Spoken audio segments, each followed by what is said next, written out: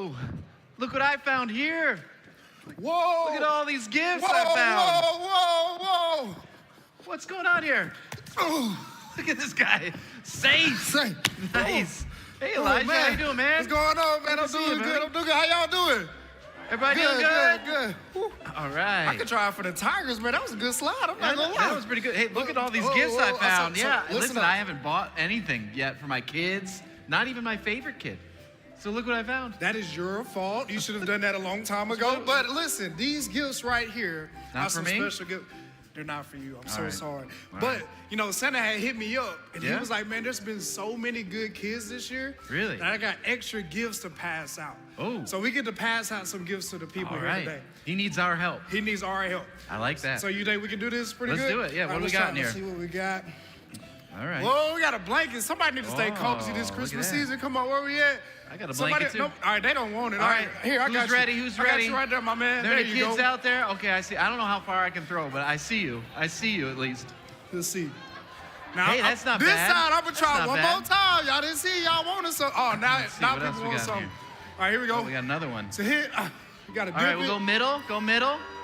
See you. I see you. Nice. I see you. Man. All right. What else you got? What else you got, Elijah? Oh, look at this. Look at this. Look at this. Golden scissors. All right. Who wants to go to scissors? No. They golden scissors. No, you can't throw the scissors. You can't throw the scissors. They won't. Did anybody sign the waiver on the way in? Did anybody sign it? They signed it? A couple people? Okay, throw it to them. All right, here we go. No, just kidding. No, let's not do it. Maybe next year. Hey, next Christmas. Come back next year. I'm sorry. Here we go. What else you got? I got a T-shirt, though. Got some T-shirts. Got some good T-shirts. All right, here we go. I got you right here. Ooh, nice. Got it. Touchdown. Great catch. I got a T-shirt right here. Who's ready for a T-shirt? I don't know if I can throw it that far. You think I can? All right, we'll go for it. All right. Oh, that was close. Now I gotta show off my arm. Hold on, let me. I see you back there. Hold on, let me. Stretch out, Elijah. Stretch out. Here we go. What else we got in here? Oh. Did you get it back there? Somebody. Got it. Got it. Got him. Got him. 4-6. What else you got in here? Got me another one. All right. Ooh, here we go. It's a hit. All right. Shoot. Got it. Oh, nice. Got him. That's a catch. That's a catch for sure. Did he get his feet down, both? Did he get his feet down? We did get his feet down. Okay. What you got here? What is this? Is this a Phillip Rivers jersey? Oh, yeah. What dust in that the off, world? man. You gotta dust this off for real. Shake that off. Yeah, My man is as old as Santa Claus out there playing football. Yeah, he is. This is the big prize. This is the Lions football right here. This is the big prize. This is the Lions football. I'm gonna come to this side. All right, here we go. Blue 80. This is the big prize. Who's got it? All right. Catch it. They got it. Got it. Beautiful. Touchdown. We got it. Touchdown. I love it, man. You know what? I think that's all. That's all we got today. You know one of the things I love about Christmas? Tell me that. Tell me if you like this too. I like receiving gifts. Oh, Who likes all receiving day long, gifts? Does anybody like receiving gifts? I love receiving gifts. But I also love giving gifts because you have to say that. You do have to say that, but I guess I love that too. You ain't got to say that. Yeah. I also love Christmas carols. Ooh, I love me a good Christmas Anything carol. by Mariah Carey. I love that whistle high notes note. and all. I'm working on that at home. Okay, Not here I got at you. home. We'll get you to perform it soon. Don't worry Maybe about next time. But what kind of carols do you like? You know, I'm a good person that likes some Christmas carols. You know, I like that. Joy to the world, the Lord. Hey. I was. No, I know. Let's stop you right there. I think I got a good idea. Why don't we bring some of our team out here and they'll lead us in some Christmas carols. The professionals. Let's get some of the professionals out here. You know what? You're right. That's a good idea. You're right. I'm so sorry. You know what? My fault, y'all. You know what? Merry Christmas. Happy New Year. Hey, we're gonna need some help. Would you guys stand? Come on and sing with us.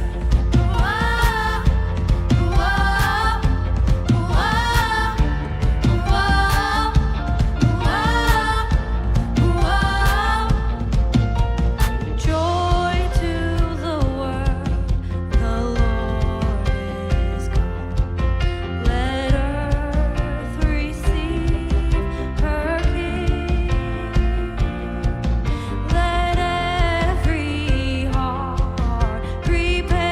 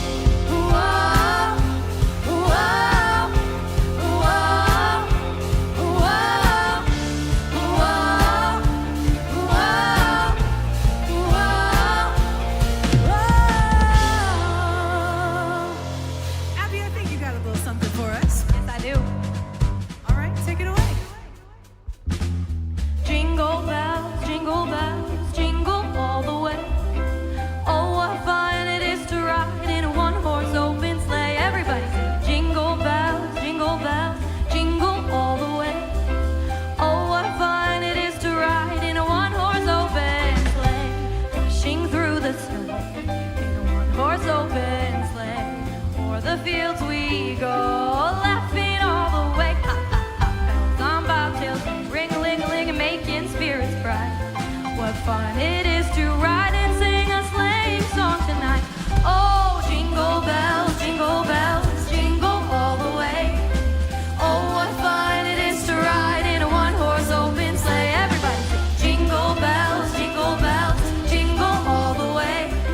Oh, what fun it is to ride in a one-horse open sleigh.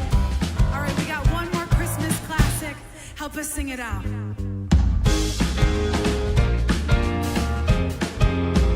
Our cheeks are nice and rosy and comfy and cozy, are we? We're snuggled up together like two birds of a feather would be. Let's take the road before us and sing a chorus or two. Come on, it's lovely weather for a sleigh ride together with you.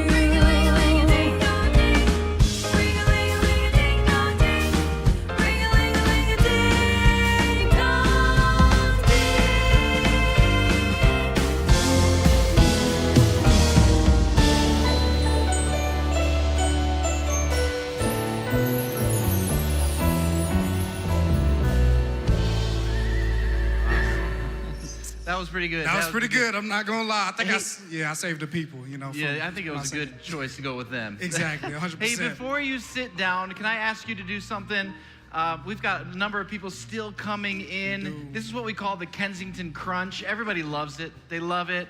But could you just kind of crunch into the middle section so people can find seats on the outside just as we're talking before you sit down? I hate to ask you to do that, but thank you for accommodating that. As we have more people come in, it'll be easier for them to find. We're doing that with your cars right now too, so just don't worry about this them. is a great Christmas gift to give somebody this Christmas season. Just do a little crunch, a little crunch. So as you get in, you can grab your seats as you get in. But we wanted to just say Merry Christmas to you all. We're so glad each and every one of you are here, and we want to share a little bit of what's happening in the life of the church. Yeah, man, of course. Well, my name is Elijah Mowrey. I'm the student director here. Did you tell the people who you are? Oh, no, I'm sorry. I'm Brian, and I'm the senior pastor here at Kensington. Nice.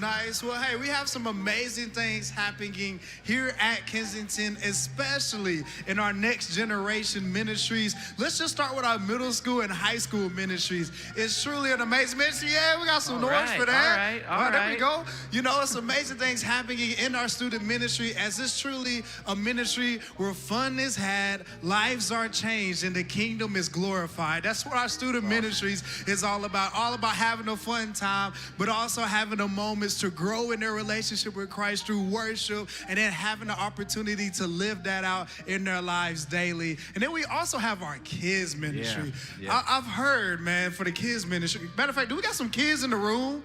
Any elementary school kids in the room? We got to have more kids in that. We got some kids in the room. I see my man right here jumping up and down. He said, I'm here. Okay, but I've heard about our kids ministry that it is the best hour out the entire week for these kids. Doesn't it look like fun? I mean, that looks like a lot of fun. Coming out of their classrooms and stuff, just loving it. I mean, I walk through the lobby and they just be bumping some worship music because they be singing so loud. And that's all the amazing things that are happening in our next gen ministry. So if you want to get plugged and connected, we have our middle school that meets on Sunday at 11 a.m. and then our high school meets on Sunday night from 6 to 8 p.m. And then our kids meet both the 9 and the 11 o'clock service. That's great. All the fun things going on. And as they came in, Elijah, I think they got a little gift, right? They did get a special gift. So as you came in, kids, you got a little gift bag, and that's from us to you. First of all, to say Merry Christmas, all right? It's a gift just to say thank you for accepting the invitation of being here. Now, within that gift bag that you received is a game that we like to call bingo. Where my bingo fans at? Who likes some bingo? We like to call it that. We like to call it that. Yeah. Just like everybody else, probably. But anyways, with this bingo, right, Miss Becca's going to come up later, and she's going to begin speaking. Now, when she gets up and starts speaking, you want to pull out your bingo card because she's going to be saying some unique words that would be on your bingo card. And once you get a bingo, you get all the words, I need you to stand up, and I need you to yell, bingo! No, Elijah. Yeah. That's not a good idea, man, because Becca's gonna be up here. That could be distracting to her. So maybe we got a different plan. A different plan. You're What do right. you think? You're right. That's why I hate the senior pastor. He's smart. Yeah, He's smart. I'm smart like that. What we're gonna do then? Don't yell bingo. We want you to wait until after service to go out to our K-Kids area, and we have a gift to celebrate your bingo. So as soon as you get your bingo, we want you to sit there, wait till after service, so you can collect your prize at the K-Kids area. And I mean, at one of the service, we did have a kid. He didn't say bingo, but he jumped up and down, fist pump. You would have thought the Lions made the playoffs. Oh, yeah, I'm just saying, too soon. Sorry, And he too soon. ran That was out too of here. soon. He ran. He did run out of here. That might have been too soon. I'm You sorry. just tore people's hearts apart right there. I'm sorry, my fault. I'll take He that ran back. out of here to go get his gift. He did, and he Listen. came back excited about that gift. So it's a good prize, and we have enough for everyone. So don't stress about it. That's right. And hey, if you're in the room and you're a parent and you've got a young one, I know as a parent, I've got 4 kids. They're older now. But I remember when they were younger, I'd always be worried about them making a noise in the service I and was stuff that like kid. that. That was me. Listen, I just want to relieve you of that whole thing. Don't worry about it. This is a great place to have your families. There'll be some noises. It's no big deal at all. So please don't feel that pressure. We're just so glad that you are here. Let me share a couple of things with you that are coming up. Next Sunday, we are not going to be in the building. We actually have an online service prepared for all of us. My oldest daughter is actually interviewing Becca and I, asking some tough questions. As of she us. should, as she should. As she has been. And also the topic for that online service is going to be embracing change for the new year. So we'd love for you to tune into that. Don't come to the physical building because we will not be here, but we will be online, and we hope you enjoy that service. So let me just double check. Just to be Sometimes clear, I just need to hear it again. Yeah. So you telling me if I come to the building, pull up, Yep. the lights will be off, doors is locked? Yep. What if I come early? Will it still be lights off, doors locked? Still locked. What if I come 20 minutes late? Because, you know, sometimes I like to sneak in a little bit late. Will the doors still be locked? They're still going to be locked. Okay, all right, but I just need to invite some friends over, get Yep. some food, get some snacks, and then You got watch it. the online service. You got it. All right, good. That's I just it. want to make sure for everybody so we That's clarify. it. We're That's good. it. So then the following Sunday, January 4th, we'll be back in person. Be a great opportunity for you to come back. We'd love for you to participate in that, where we're starting a new series, and we'll tell you more about that in a little bit. So a lot of great things happening. Yeah, that's here a in lot Life of the fun Church. things. Well, Brian, we've had a lot of fun this morning. Yeah. Can you just tell us, so as we've come here today for Christmas Eve, can you tell us what's our focus? What's the journey that we're going to be walking through on today? Yeah, I'd love to. Well, first, again, we're so grateful that you're here with us today. I know many of you have probably been invited, dragged, I'm not quite sure, but you've been invited, and I'm so thankful that you were bold enough to come and check this out. You know, you might be sitting in the room not knowing what to expect, what's going to happen, and so I'm just thankful that you've taken a chance on us today, and you've taken time to be with us. You know, we often say here that we believe the Lord has led you here, and I truly do believe that the Lord has led each and every one of us here, whether you attend this church for years and years, or this is your first time being here. And I bet there are people in here, this is your first time ever being in this room. Thanks for being with us. You know, I don't know how you come into the room. Maybe Christmas for you, the holidays, brings back, you know, hard memories of loss, of mourning. Maybe that was just even this past year or years ago, and those emotions just come back every holiday season. Maybe for you, you come into the room and there's some things in your business life and your work life that are unsettled or unsettling, and you're just wondering what's going to happen. Or maybe you're a parent and you're just struggling through a season right now with your kids, and you're just asking the Lord to come through, or just wondering what's going to be next. Or maybe you come into the room today and you're like, man, things are going great. Like, life couldn't be better. Whatever it is, I believe the Lord has led you here. And I'm asking all of us boldly in this moment, no matter whether you're following Jesus or not, or seeking, or just leaning in this moment, I'm asking, since you're here already, that your hearts would be open to see where the Lord might lead today. You know, the question I want to leave you with and start with this day is this: who are you following? I remember when my brother was 8 years old, he followed this neighborhood dog named Sammy, and he followed the dog 3 miles away from our home. My mom was distraught. They called the police. The police eventually discovered my brother in this field, sitting on a rock, just crying. Sam right next to him, by the way. Just followed the dog. Sometimes we follow the wrong thing in life. Sometimes we follow things that lead us to places that aren't peaceful, that don't have joy. And I wonder, who or what are you following? This Christmas, what we're focusing on is something that some people followed, and it led them to the greatest gift that's ever been given. They followed a star. And I want to invite you today to follow the star, to see what the star points to, and have an open heart to see if that gift, the gift of Jesus, could change your life forever. I believe it can, and I believe it can in the next 45 minutes as you open your heart to him. And so Merry Christmas, and let's lean in and let's follow the star together. Invitations. You probably get a lot of them. Weddings, birthdays, graduations. Some show up in your mailbox and others pop up on your phone. Some you've been waiting for and others come unexpectedly. But every now and then, there's an invitation that stands out, one you never forget. Long ago, a very special invitation was sent to the whole world. It wasn't written on paper, didn't come in an envelope. It was both anticipated and surprising, and it appeared in the most spectacular way possible. It came as light in the darkness, so breathtaking, so unforgettable, so undeniable that it drew people in from far and wide. And somewhere in the east, a few travelers saw that light and began their journey, following it to the place, well, the person that would change everything. And this is the story of that invitation and the one it was all about.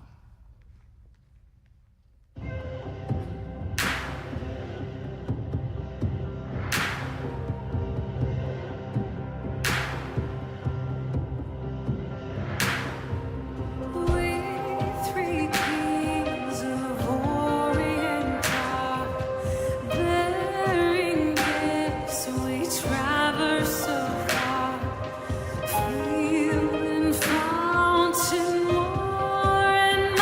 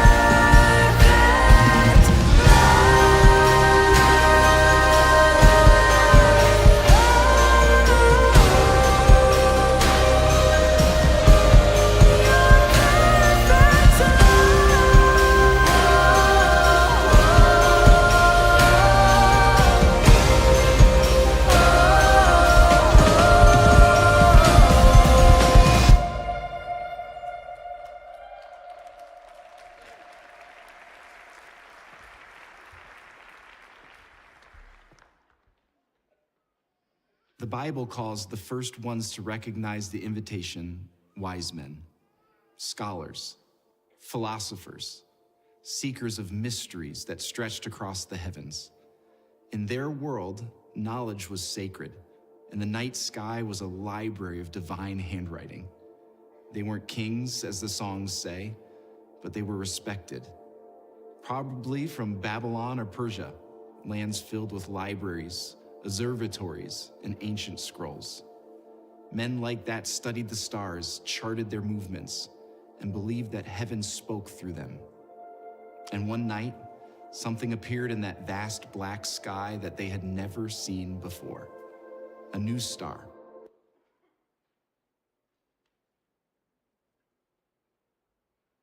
This wasn't mere coincidence. This was a sign, a holy invitation. Maybe they remembered or were taught the old prophecies, stories passed down about a man named Daniel, a Jew who once lived among their people and spoke of a king who would come. Maybe they recalled the ancient words of Balaam, another man from the east who said, "A star will rise out of Jacob, a scepter will come out of Israel." Whatever it was, they knew this light meant something world-changing. They realized God was extending an invitation written in the sky, an invitation to come and see. And so, they began following the star. It wasn't a short trip. From Babylon to Bethlehem is nearly 900 miles, a journey of months across shifting sand and cold nights through kingdoms and wilderness. But something about that star compelled them forward. They packed gifts, gold, frankincense, and myrrh, and set out on a road, and it didn't promise comfort, but produced an unexplainable hope within them. They weren't stopping until they reached the place the star was leading them. Every mile said the same thing: keep going. And as the star rose higher, so did the question burning in their hearts. What kind of king would extend such an important invitation like this? Not with armies, not with trumpets, just a light, quiet, steady, guiding. They didn't know exactly where it would lead or what this king would be like, only that it was leading somewhere sacred. Clearly, God was doing something the world had never seen before. Could this be the day they would meet God face to face? The star was more than a celestial event. It was a summons, a whisper from heaven, an invitation to come and see what God has done.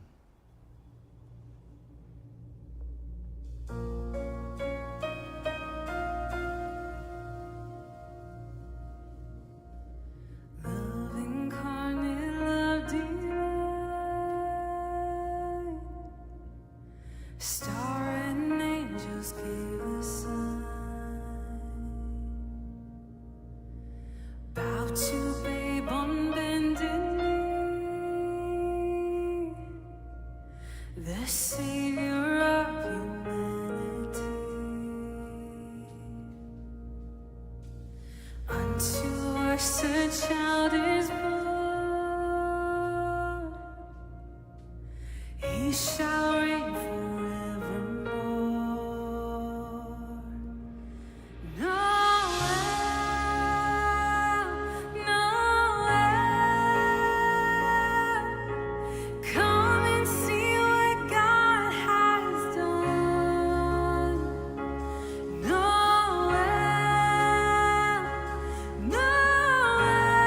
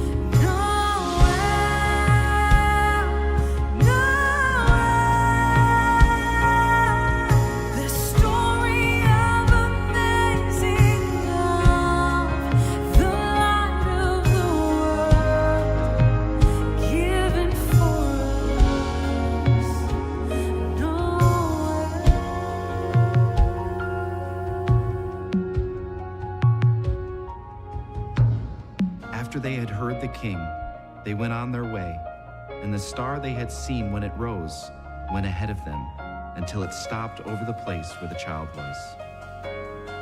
When they saw the star, they were overjoyed. On coming to the house, they saw the child with his mother Mary, and they bowed down and worshiped him.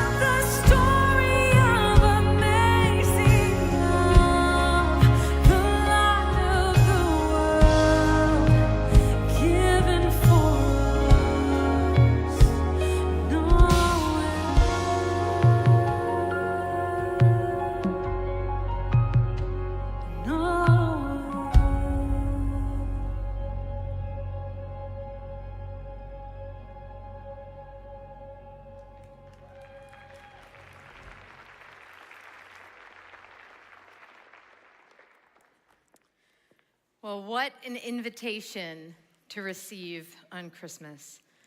To come and see, to come and experience Jesus. That's that center candle in the Advent wreath that Joyce lit.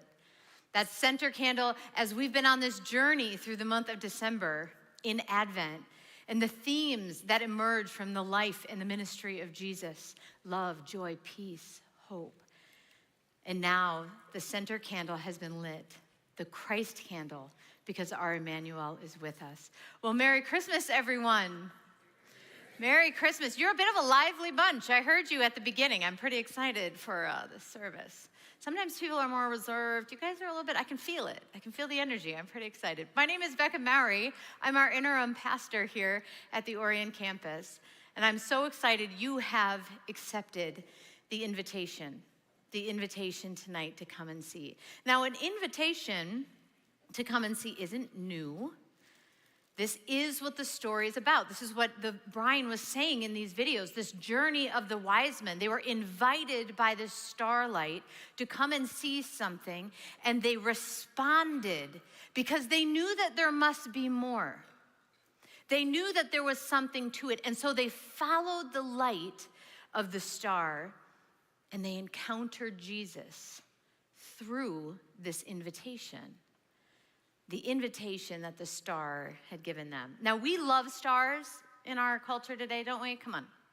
We really like stars. Let's be honest. Is anybody hiring a contractor who doesn't have a 5-star Google review? No. Get your Google reviews up if you're a small business owner. We all love the Google reviews. 5 stars. Or Amazon. I know I have actually paid more on Amazon for the exact same item if the vendor has more stars than another vendor. Exact same item. But I like the confidence that the stars give me. Or how about a 5-star hotel? Little bougie, right? 5-star restaurant, Michelin star restaurant.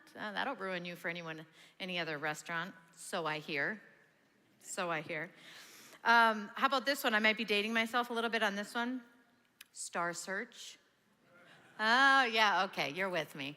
Star Search. Or the one that has been all the talk in my household up until a couple weeks ago. Tuesday nights was like a don't plan anything night because we have to watch Dancing with the Stars. Yes, I heard it ended really well. So it makes sense that on the most important night of all of history that a star would appear. And this is not any star.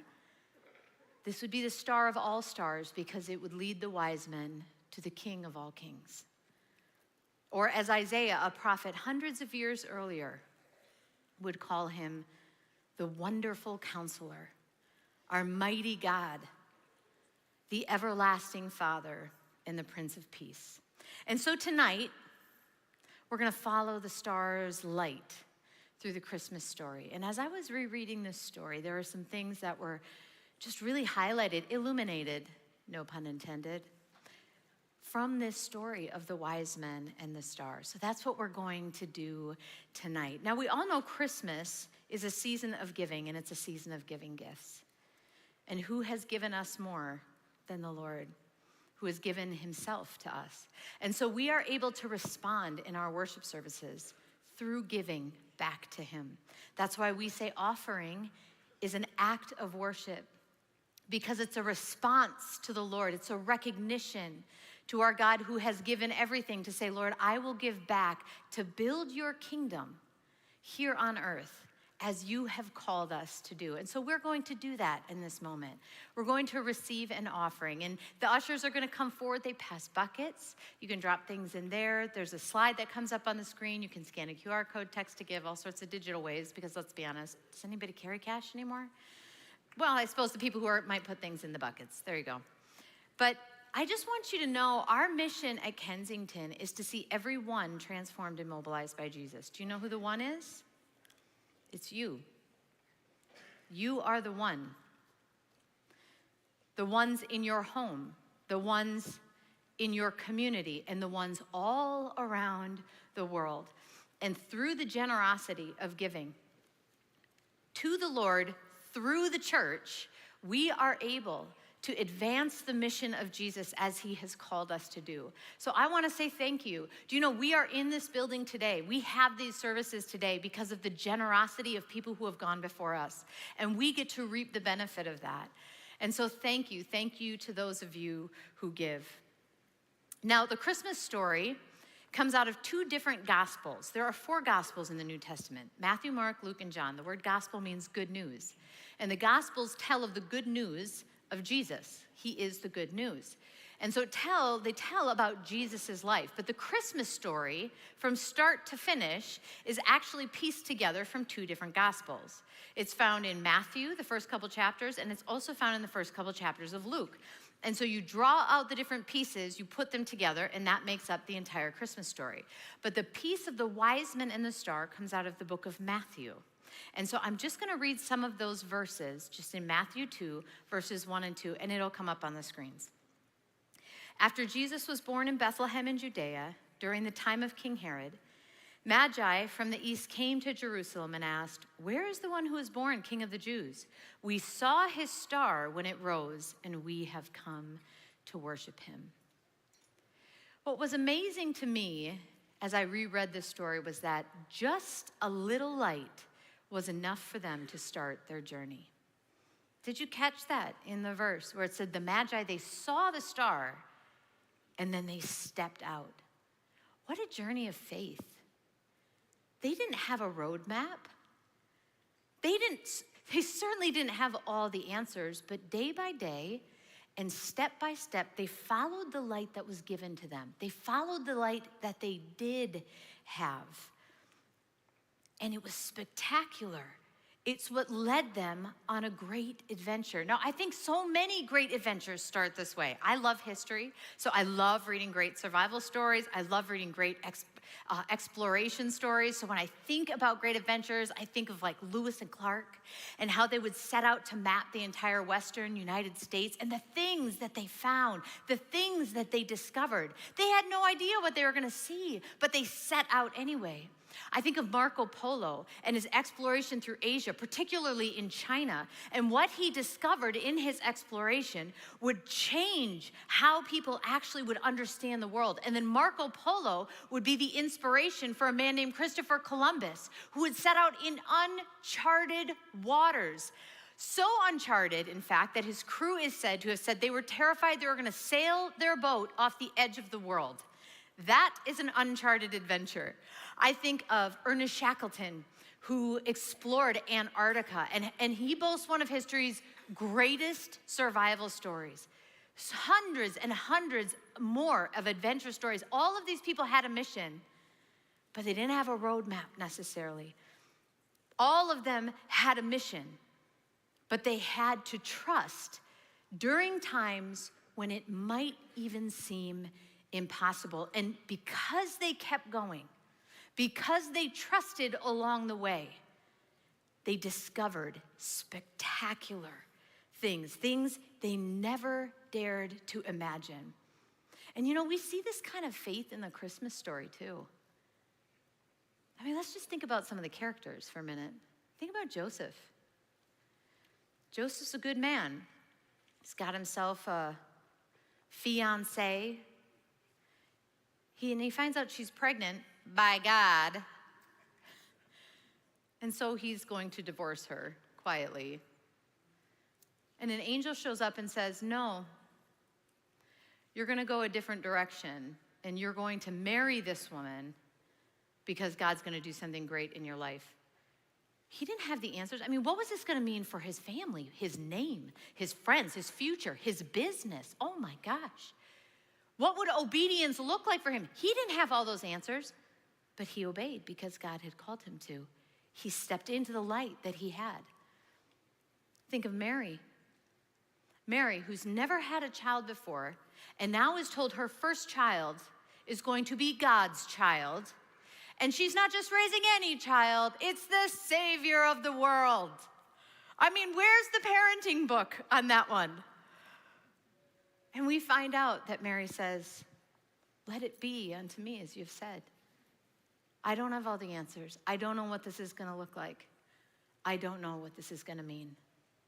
But I'm going to walk in the light that you've given me because you've called me to do it. I think of the shepherds. It's kind of wild, crazy guys, living, not just hanging out in the fields. They were living out in the fields, keeping watch over their flock by night. And this wild angelic announcement shows up and tells them to go find the Savior of the world, the Messiah who has been born on that night. And so they just off they go. Do you notice the angel never told them where to go? They never got a map. They never even got a destination. They said, this will be a sign to you. You're going to find a baby wrapped in a bunch of rags and laying in an animal food trough. That's what the angel said to them. And they went anyway. Don't you think it would have been just as easy for the angel to give them directions? But no. Because that's not how faith works.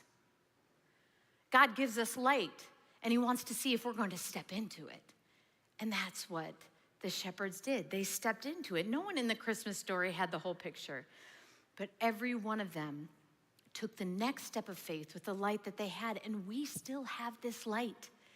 We have the light that the wise men had. Do you know in John 8, the Gospel of John, chapter 8, verse 12, Jesus says this of himself, I am the light of the world.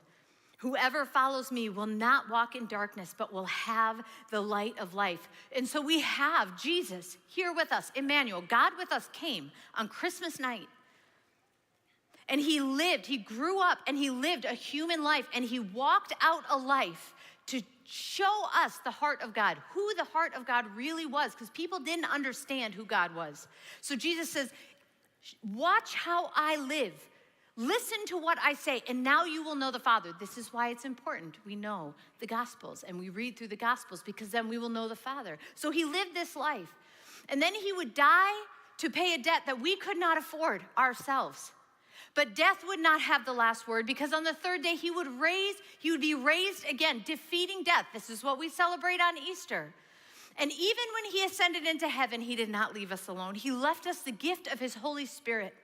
And through the Holy Spirit, Jesus leads us, and he lights our paths, and he prompts our hearts, and he speaks and encourages and strengthens and comforts and heals us, and he guides every step of the way if we would just be obedient to walk into the light that he has given us today. Maybe if we would just be curious, if we would be inquisitive rather than dismissive. Maybe if we would muster up in ourselves a sense of adventure and go on an adventure of faith. Following Jesus is rarely about having all the answers, but it's about pursuing a relationship with him day by day and step by step. Take a step towards Jesus today. And you might say, that's nice, Becca, but that's very abstract. Can I get really granular with you? Really specific? Yeah? Okay. Come to church on Sunday. Gather together. Make it a rhythm of your life to worship with other people, to lean in. You're like, I'm not really sure about all of it. That's okay. None of us have it all figured out. We're all just on a journey, an adventure, exploring faith, asking questions. Join a group. We've got lots of people in groups who aren't really sure where they are in this whole faith thing. Ask questions. That's what the church is here for. We're all journeying together. Maybe you've been following Jesus for a long time, but you've never actually read through the New Testament, read through the Bible together. Do it. Open up the Bible. Don't start in the Old Testament, okay? Don't start there. That might mess you up if you're starting for the first time reading the Bible. Start in the New Testament and learn who he is. Then we can conquer that, okay? Step into the light. Step into the light, because see, for the wise men, just a little bit of light was enough. But the second thing that I saw in the Christmas story this year was that the light would shine in unexpected places. I reflect on my faith journey, and I think the most profoundly impactful moments in my faith journey have happened in the most unusual of circumstances. I think of times of grieving. 3 years ago today, my brother died from cancer, and it was really hard. And I wrestled a lot with the Lord over that. We prayed that God would heal him. He's healed now, he's in heaven with Jesus, but that was really hard to wrestle through. But as I took my grief to the Lord, he met me as my comfort. He is the God of all comfort. He meets us in these spaces when we draw near to him. I think of times of loneliness in my life, when I've moved across the country a couple different times. And when I've walked towards Jesus with my loneliness, he met me as a friend. We're in an epidemic of loneliness right now. And I think the older I get, the harder it is to make friends. I don't know, maybe that's just me. Tell me it's not just me. Okay. But Jesus met me as my friend. I've known him as a teacher. I've known him as a healer. I've known him as a comfort. I never knew him as a friend, that kind of relationship with God. But I met him in that very unexpected place of loneliness. In times when people have said hurtful things and done hurtful things. And I've brought them to the Lord, really upset. I've experienced the encouragement of God, who says, yeah, I know, people said things about me too. There's a lot of work to be done though. Get on with it. And he gave me the strength to get up and keep going. This is who our God is, because he meets us in unexpected places. Do you know the wise men, do you know their first stop to find Jesus? Their first stop to find Jesus, they went to the palace to look for Jesus, because that's where kings are. They knew that this was a sign of a king, and so kings are in the palace. That's where all the royalty and the influence and the power are found. They're in the palace. But I love the Christmas story because Jesus is not found in the places that are perfect and the places that always make sense. Jesus is found not just when we have our lives all together and we're ready to finally, approach the throne. No. Jesus is found in the messes of our lives. Jesus is found in the interruptions that completely derail your day. He's there. Jesus is found in the disappointments that really don't match your timeline with life. This is where he'll meet you. He's found in the messes that don't feel holy at all in life. And he steps into these places, and he steps into our darkness, and he steps into our fears and our doubts and our struggles and our worries. He steps in if we would only let him. There's a famous picture called The Light of the World by William Holman Hunt. And it's based off of a verse in Revelation. Revelation is the last book of the Bible. And Jesus says of himself this in Revelation 3:20. Behold, I stand at the door and I knock.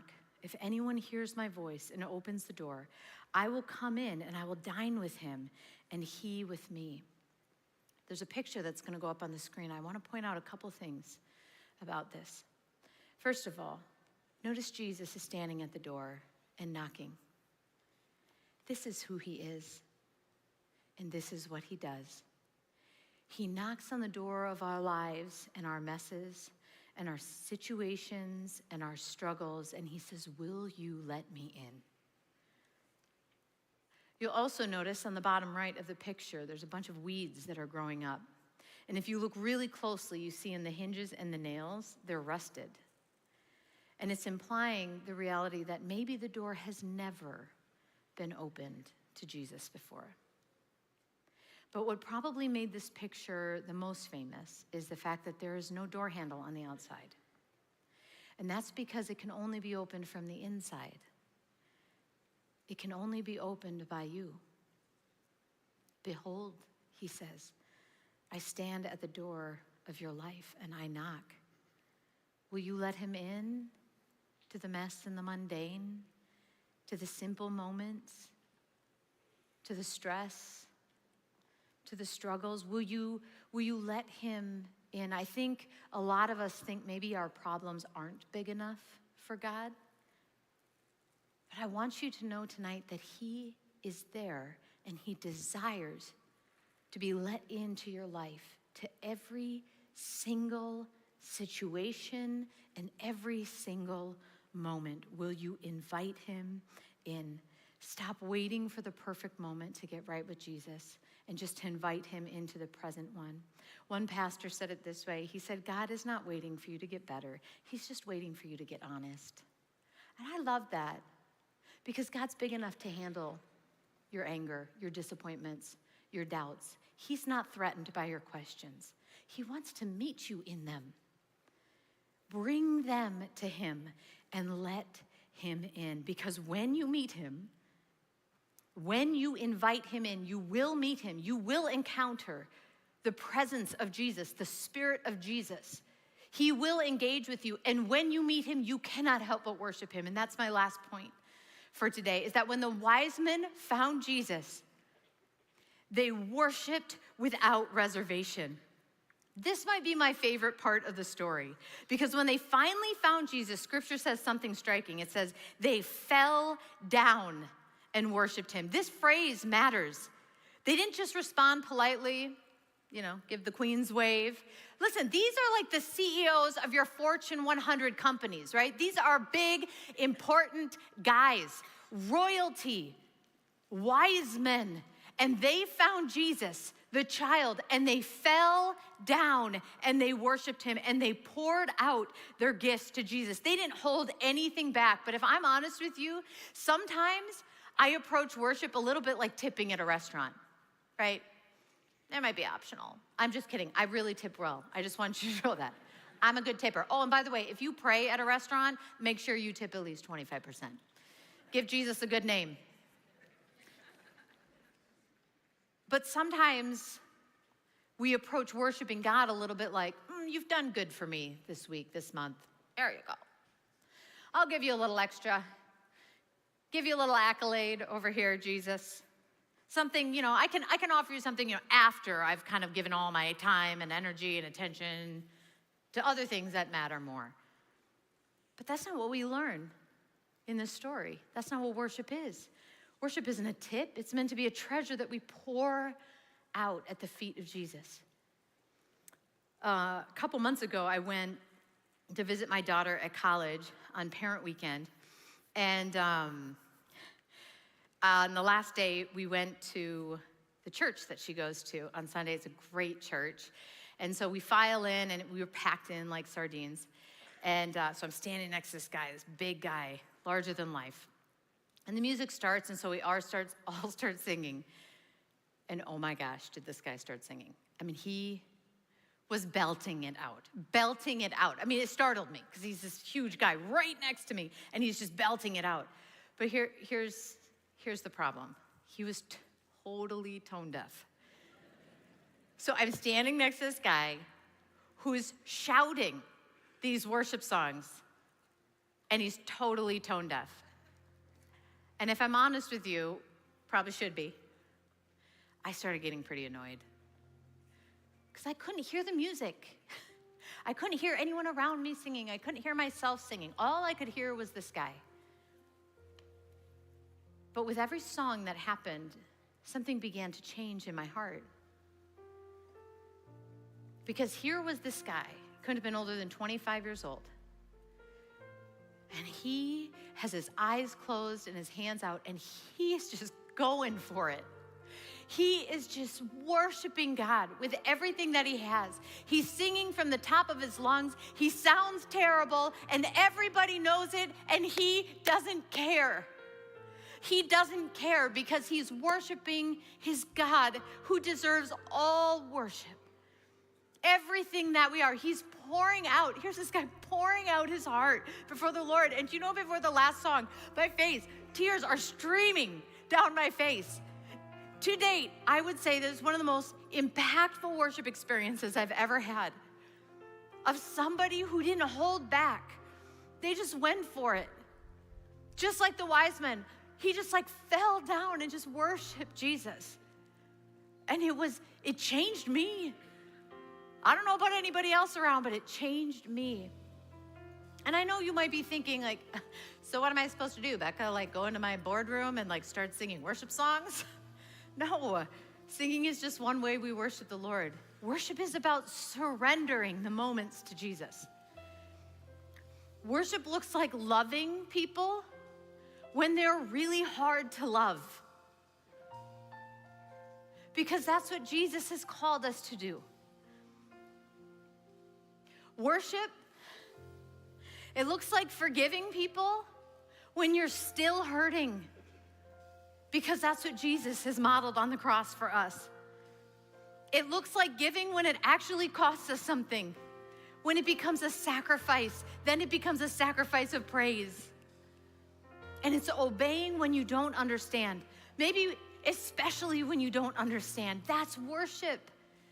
It's a life of surrender. It's what the wise men did. It's what the wise men modeled to us. They said, Jesus, you first. You have it all. We lay down our lives before you and we worship you. We surrender it all.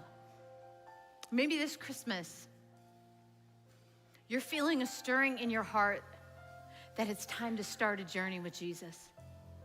It's time to start a journey to step in and step towards the light, just a little bit of light maybe that you were given, maybe even just today. At the end of the service, we're going to put up a QR code. And I'm going to encourage you to scan that QR code. And listen, we're not going to spam you. We're not going to stalk you. We're not going to show up at your house, okay? All we're going to do is send you an email. And we're going to say, how can we help you on your journey? Here are some resources to get you started. We're here. Take advantage of that opportunity. Or maybe you're here today and you are desperate for Jesus to show up. And to show up in a really unexpected place. This is what he does. This is who he is. This is where you will meet him most, in the unexpected places. Invite him in. Or maybe you've been coming to church for a while and you're worshiping at a distance. And maybe it's time to explore what it might mean to worship without reservation. To maybe give it all to Jesus. To maybe sing out in a way you've never sang out before. Even if you're tone deaf, you could change somebody's life next to you. How is Jesus calling you to step into the light this Christmas? The light of the star led the wise men to the light of the world. And the light of the world was Jesus. And Jesus came and lived and died and rose again and gave us his Spirit. And by the power of his Spirit, he lights our lives. And then he calls us to be carriers of his light to the world. And so I'm going to invite everyone to stand right now. And one by one, we're going to begin to light candles. And as we share our light with one another, you're going to notice that the atmosphere in the room changes. Because that's what faith does. When we walk with the light of Jesus and we carry that light into places, atmospheres change, atmospheres shift, and dark places become not so dark anymore. Lonely places become not so lonely anymore. And one by one, as we carry the light, things will change. So we're going to sing a very familiar song about a very familiar story. But I invite you to not let it just be tradition and not dismiss it because it's so familiar. But I invite you to engage into the Christmas story and ask Jesus to reveal it to you in a new way and to reveal himself in a new way. So let's sing together.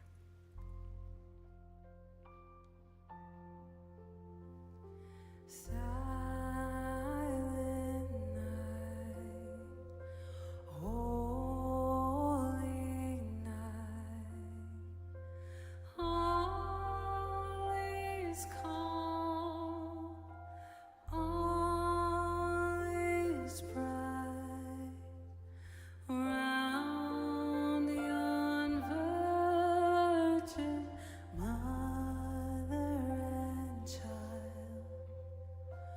Holy infant, so tender and mild, sleep in heavenly peace, sleep in heavenly peace. Silent night, holy night, shepherds quake at the sight,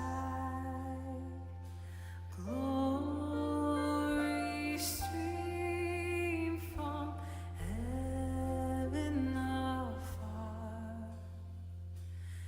Heavenly hosts sing Alleluia.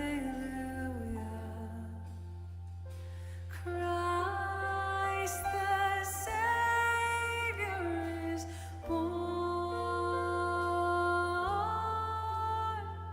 Christ the Savior is born.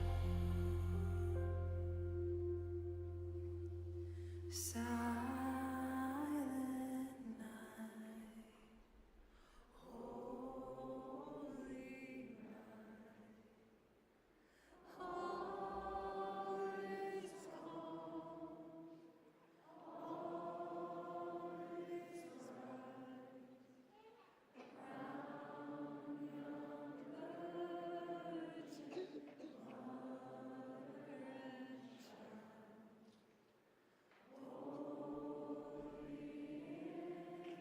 So tender and mild, sleep in heavenly peace, sleep in